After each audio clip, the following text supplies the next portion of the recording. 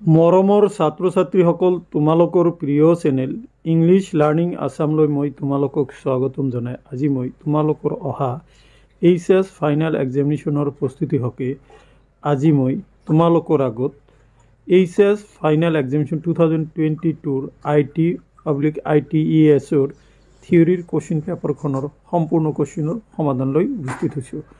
আশা কৰিছোঁ এই কুৱেশ্যন পেপাৰৰ সমাধানে তোমালোকক অহা পৰীক্ষাত সহায় কৰিব। গতিকে মৰমৰ ছাত্ৰ ছাত্ৰীসকল, বলাচোন আজিৰ এই কুৱেশ্যন পেপাৰখনৰ সম্পূৰ্ণ সমাধানলৈ যাওঁ। তোমালোকে যিসকল মৰমৰ ছাত্ৰ ছাত্ৰী অসমীয়া বা ইংৰাজী মিডিয়ামৰ আছা, তোমালোক দুয়োই এই কুৱেশ্যন পেপাৰৰ সমাধানসমূহ চাব পাৰিবা। বলাচোন মৰমৰ ছাত্ৰ ছাত্ৰীসকল, এইটো আছিলে ITৰ কুৱেশ্যন, কিন্তু তেতিয়া তোমালোকৰ থিয়ৰী পাৰ্টত আছিল 30, বৰ্তমান তোমালোকৰ এইটো 50 মাৰ্কৰ পৰীক্ষাত আহিব। চ' তোমালোকে মেইন কুৱেশ্যন লৈ আহা। ইয়াতে প্ৰথম প্ৰশ্নটো দিয়া হৈছে, choose the correct option from the following. তলত দিয়া প্ৰশ্নসমূহৰ পৰা শুদ্ধ উত্তৰটো বাছি উলিওৱা। A, the ability to work with others is. আনৰ লগত কাম কৰিবলৈ পৰাটো হৈছে 1. Interpersonal skill, 2. Organisational skill, 3. Initiative আৰু 4 হ'ব প্ৰিজাৰ্ভেঞ্চ। চ' কাৰেক্ট অপশ্যন হ'ব তোমাৰ 1 নম্বৰ ইণ্টাৰপাৰ্চনেল স্কিল বা আন্তঃব্যক্তিক দক্ষতা। এতিয়া মই তোমালোকৰ আগত 2 নম্বৰৰ প্ৰশ্নটো লৈ আহিছোঁ। 2 নম্বৰৰ প্ৰশ্নটোত কোৱা হৈছে যে which of the following Science define a formula in a spreadsheet. তলত দিয়া কোনটো চিহ্নৰ দ্বাৰা স্প্ৰেডশ্বিটৰ সূত্ৰ এটা আৰম্ভ হয়। ইয়াতে দিছে 1 প্লাছ দিছে 2 অবলিক দিছে 3 ইকুৱেল টু দিছে 4 মাইনাছ দিছে। চ' কাৰেক্ট এনচাৰ হ'ব 3 ইকুৱেল টু। অ'কে, চ' 3 নম্বৰটো হ'ব তোমালোকৰ কাৰেক্ট আনচাৰ। এতিয়া মই তোমালোকৰ আগত কুৱেশ্যন নম্বৰ 3টো চিটো লৈ আহিছোঁ। চি নম্বৰ প্ৰশ্নত কোৱা হৈছে, which menu option will you click on to insert shapes and images in a presentation. প্ৰেজেণ্টেশ্যনৰ এটাত আকৃতি আৰু চিত্ৰ সন্নিৱিষ্ট কৰিবলৈ তুমি কোনখন মেনুত ক্লিক কৰিব লাগিব। এত আছে ফৰ্মেট, বিত আছে টুলছ, চিত আছে ইডিট, 4ত আছে insert. So' correct answer will be insert 4। তাৰপিছত ডি নম্বৰৰ প্ৰশ্নলৈ আহা। ডি নম্বৰত কোৱা হৈছে, which of the following is not a parameter to describe an individual personality. তলত দিয়াৰ ভিতৰত কোনটো ব্যক্তি এজনৰ ব্যক্তিত্ব বৰ্ণনা কৰাৰ মাপকাঠি নহয়। 1 নম্বৰ দিছে সেল্ফ কনফিডেন্স, আত্মবিশ্বাস। তাৰপিছত দিয়া আছে অপেনেছ, মুক্ততা,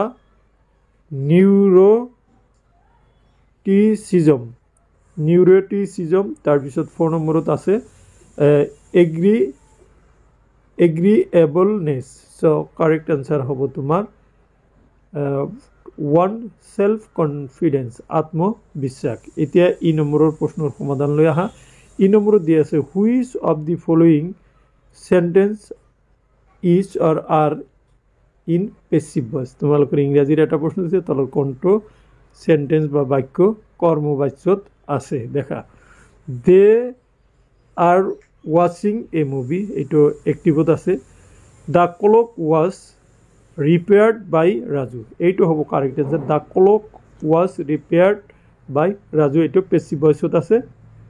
নাও কাম টু কুৱেশ্যন নম্বৰ 2 নম্বৰত কুৱেশ্যনত কোৱা হৈছে, state whether the following statements are true or false. তলত দিয়া বাক্যসমূহ শুদ্ধ নে অশুদ্ধ নিৰ্ণয় কৰা। A, apple keynote is an example of presentation software, গতিকে এইটো তোমালোকৰ ট্ৰু হ'ব। তাৰপিছত তোমালোকে বি নম্বৰটো চোৱা, the default element of numbers in a cell is left alignment. এটো তোমালোকৰ হ'ব false হ'ব।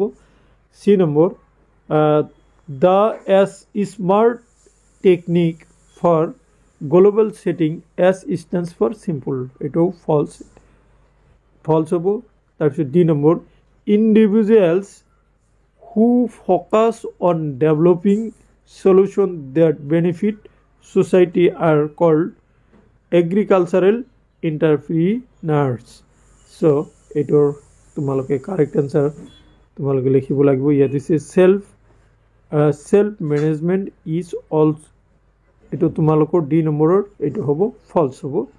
আৰু ই নম্বৰৰ প্ৰশ্নলৈ আহা, self management is also referred to as self control, স্ব ব্যৱস্থাপনাক আত্মনিয়ন্ত্ৰণ বুলিও কোৱা হয়। Yes, this is correct. গতিকে এ আৰু ই ট্ৰু আৰু বাকি বি সি আৰু ডি ফলস। এতিয়া মই তোমালোকৰ আগত কোৱেশ্চন নম্বৰ 3 আলোচনা কৰিম। তোমালোকে কোৱেশ্চন নম্বৰ 3 চোৱা। তলত দিয়া বৰৰ পূৰ্ণ ৰূপত লিখা, right the full forms of the following any four. এইখিনিতে মই তোমালোকক এটা কথা জনাব খুজিছোঁ যে গোটেইখিনি কোৱেশ্চনৰ সলিউশন কিন্তু তোমালোকে পাবা, স্ক্ৰীনশ্বট মাৰি ল'ব পাৰিবা, তাৰ ব্যৱস্থা কৰি দিম। গতিকে তোমালোকে চিন্তা কৰিব নালাগে, উইথ স্পেলিং তোমালোকে পাই যাবা। ইয়াত আছে CRM। CRMৰ সম্পূৰ্ণ ৰূপটো হ'ল customers relationship management. Customers relationship management. ISO, international organisation of standardisation. তাৰপিছত তোমালোকে BPM, beats per minute. BPM means beats per minute. তাৰপিছত KPO, knowledge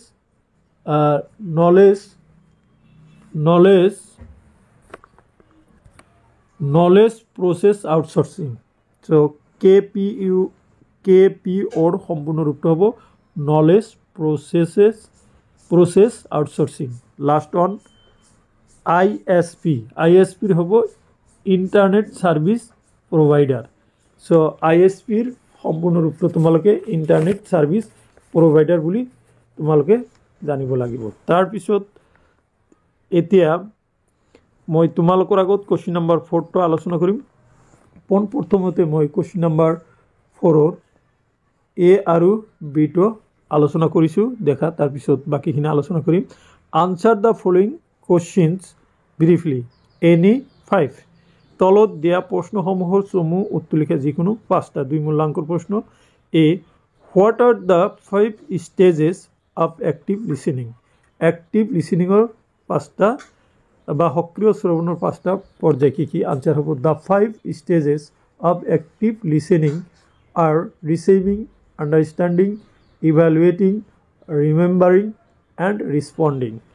সো এইখিনি তোমালোকে লিখিবা। তাৰপিছত বি নম্বৰত আছে name any 4 time management applications and their uses. যিকোনো 4টা টাইম মেনেজমেণ্ট এপ্লিকেশ্যনৰ নাম আৰু ব্যৱহাৰ লিখা। সি নম্বৰত আছে দেখা, what is business process outsourcing. BPO কি মানে কি? List some services offered by Indian BPO companies. ভাৰতীয় BPO কোম্পানীয়ে আগবঢ়োৱা বিভিন্ন সেৱাসমূহ কি কি? পোনপ্ৰথমতে মই তোমালোকক বি আৰু চিৰ আনসাৰটো আলোচনা কৰিম। ওকে, কোৱেশ্চন নম্বৰ 4 এ, বি আৰু চিৰ আলোচনা যোৱাৰ আগতে মই কোৱেশ্চন নম্বৰ 1, 2 আৰু 3ৰ সম্পূৰ্ণ সমাধান তোমালোকক এবাৰ দেখাই লৈছোঁ, যাতে তোমালোকে কোৱেশ্চন পেপাৰৰ লগত আনসাৰখিনি ৰিজাই চাব পাৰা। তো 2 নম্বৰৰ কোৱেশ্চন পালা, 3 নম্বৰত চোৱা, গোটেইখিনি তোমালোকে এটাতে স্ক্ৰীনশ্বট মাৰিব পাৰিবা।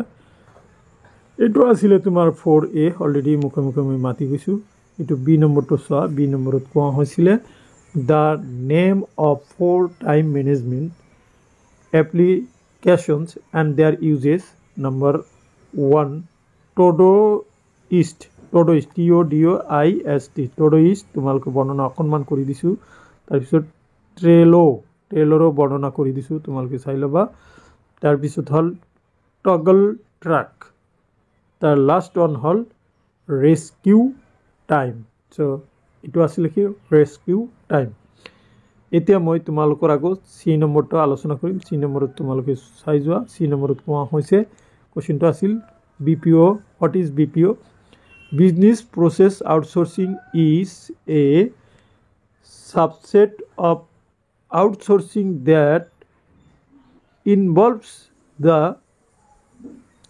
contracting of the operations and responsibilities of a specific business process to a second party service provider.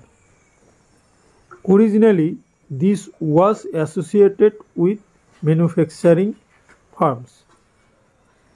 তাৰপিছত দেখা Indian BPO companies offer some services such as customer service, technical support, data entry, bookkeeping, accounting, online form processing, human resource, marketing services, etc. So এইখিনি আসলে A, B আৰু Cৰ প্ৰশ্নৰ সমাধান এতিয়া মই তোমালোকৰ আগত D, E আৰু F প্ৰশ্নটো আলোচনা কৰিম What is an ERP system? List any two ERP vendors. Next, list some ways by which we can reduce the amount of waste generated. তাৰপিছতটো হ'ল list 4 online educational marketplace where people can learn about the market and different trading techniques. Okay, এইকেইটাৰ প্ৰশ্ন একেলগে মই তোমালোকৰ আগত আলোচনা কৰিছোঁ EPR অৰ্থাৎ Enterprise Resource Planning is a software system that help organizations streamline their core business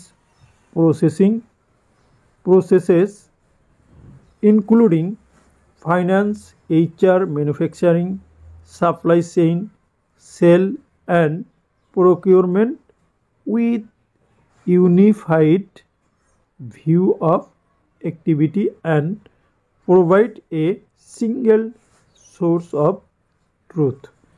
তাৰপিছত the name of two EPR vendors are Oracle and Microsoft. Next তোমালোকৰ কোৱেশ্চনটোৰ আনসাৰ লৈ আহা the name of ways by which we can reduce the amount of waste generated are reducing, reusing and recycling.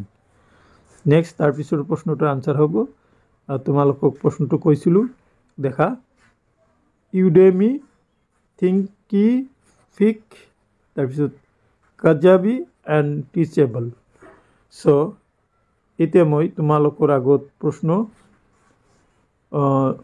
যিটো লৈ আহিছোঁ ইয়াতে দি আছে what is payroll?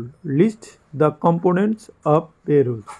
দেখা a payroll refers to the process of calculating and distributing an employer's salary including tracking their hour worked তাৰপিছত calculating their pay based on their pay rate and deducting necessary taxes and other withholdings to arrive at their net pay which is the amount they actually receive. The component of payrolls are 1. Gross pay, 2. Deduction, 3. Net pay, 4. Overtime pay, 5. Bonuses, 6. Vacation pay, 7. Sick pay and last one is pay period. Okay, তাৰপিছত তোমালোকে এইখিনি আসলে question number 4 এতিয়া question number 5 খিনি তোমালোকক আগতে দেখাই লও তাৰপিছত আনসাৰ খিনি আলোচনা কৰিম question number 5 answer the following questions any 4 তলত দিয়া প্ৰশ্নবোৰৰ উত্তৰ দিয়া যিকোনো দুটা a explain 3 advantages of using ERP software ERP software ব্যবহারের তিনটা সুবিধা ব্যাখ্যা করা। B explain 3 limitations of using a BPO for non core activities. অমূল ক্রিয়াকলাপের বাবে এটা বিপিওর ব্যবহারের তিনটা সীমাবদ্ধতা ব্যাখ্যা করা। C what is a business procurement policy. Write the benefit of a well organised procurement process. ব্যবসায় ক্রয় নীতি কি? এটা ভাল পৰিকল্পিত ক্ৰয় প্ৰক্ৰিয়াৰ সুবিধাসমূহ কি কি? এইখিনি আছিলে তোমালোকৰ প্ৰশ্ন। এতিয়া মই তোমালোকক এই তিনিটা প্ৰশ্নৰ আনসাৰখিনি আলোচনা আগবঢ়াম। দেখা question number 5A explain 3 advantages of using EPR software. আচ্ছা, the 3 advantages of using EPR software আর number 1 improve business efficiency, number 2 customer service, number 3 supply chain management. Next question to tumaloko koisu explain 3 limitations of using a BPO for non-core activities. Dekha the 3 limitations of using a BPO for non-core activities are number 1 potential communication issues due to different time zone and cultural barriers. Number 2 reduced control over the outsourced process, and number 3 the risks of over reliance on the BPO provider. Now come to question number C. Question number C ase dekha what is a business procurement policy.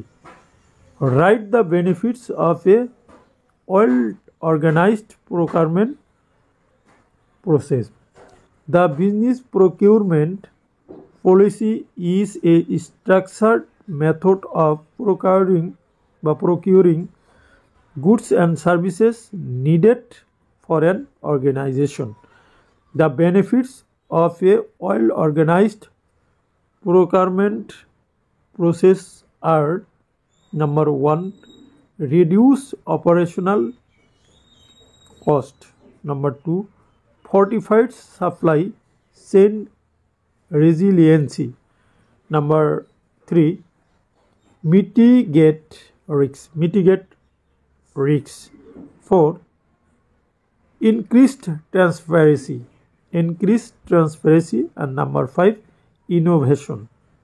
So my dear students, এইখিনি আসিলে HS final examination 2022 অহা IT or ITES vocational সাবজেক্টৰ question paper আৰু তাৰ সম্পূৰ্ণ সমাধান আশা কৰিছোঁ ইউটিউবত তোমালোকে পোনপ্ৰথমতে তোমালোকৰ প্ৰিয় চেনেল ইংলিছ লাৰ্নিং আসামতেই এই 2022 কোশ্চিন পেপাৰৰ সম্পূৰ্ণ সমাধান তোমালোকে পাবা। আশা কৰিম এই কোশ্চিন পেপাৰৰ সমাধানে তোমালোকৰ অহা পৰীক্ষাত সহায় কৰিব। ইতিমধ্যে মই তোমালোকক জনাব পাই সুখী হৈছোঁ যে ইতিমধ্যে তোমালোকৰ প্ৰিয় চেনেলে আইটিৰ ওপৰত কেইবাটাও ভিডিঅ' মোৰ চেনেলত আপলোড কৰা আছে। তোমালোকে সেই ভিডিঅ'খিনি চাবা। আশা কৰিম তোমালোকে ইউটিউবত সাৰ্চ কৰিলেও সেই ভিডিঅ'খিনি আহি যাব, কাৰণ আইটিৰ বেছি ভিডিঅ' বেলেগ ইউটিউবাৰে বা বেলেগ টিচাৰে আপলোড কৰা নাই। তোমালোকে মোৰ চেনেলত গ'লে সেইখিনি পাবা বুলি মোৰ এটা দৃঢ় বিশ্বাস, আৰু সেইখিনি চাই তোমালোকে নিশ্চয় উপকৃত হ'বা। তোমালোকে সেই আইটিৰ ভিডিঅ'বিলাকত তোমালোকে হয়তো HS ফাইনেল এক্সামিনেশ্যনৰ কোশ্চিন আলোচনা কৰা হৈছে, তাৰপিছত HS প্ৰি ফাইনেল এক্সামিনেশ্যনৰ কেইবাটাও বৰ্ডৰ কোশ্চিন তাতে আলোচনা কৰা হৈছে। তোমালোকে আইটিৰ আৰু 2-এটা ভিডিঅ' যদি সম্ভৱ হয় মই তোমালোকৰ আগত আলোচনা কৰিম। তোমালোকে সেইখিনি ঘৰত ভালদৰে ভিডিঅ'টোৰ পৰা তুলি ল'বা, যিহেতু তোমালোকৰ লটছ অফ টাইম বহুত সময় আছে। এতিয়াও তোমালোকৰ আইটিৰ প্ৰেক্টিকেল থাকে 50 আৰু থিয়ৰী পাৰ্ট 50, গতিকে প্ৰেক্টিকেলত মেক্সিমামে 40ৰ ওপৰত তলত কাকো দিয়া নহয়, গতিকে ইয়াৰ পৰা ইয়াতে কিছুমানে 50ও দিয়া হয়। গতিকে তোমালোকে ইয়াতে বেছি কষ্ট কৰিব নালাগে, অলপ কষ্ট কৰিলে তোমালোকে 30 বা 35 এনেকুৱা পালেই তোমালোকে আইটিত কিন্তু অনায়াসে লেটাৰটো পাবা গতিকে তোমালোকৰ আইটিৰ পৰীক্ষা ভাল হওক এই কামনাৰে আজিৰ এই অতি দৰকাৰী ভিডিঅ'টো ইয়াতে সমাপ্ত কৰিছোঁ। Thank you so' much.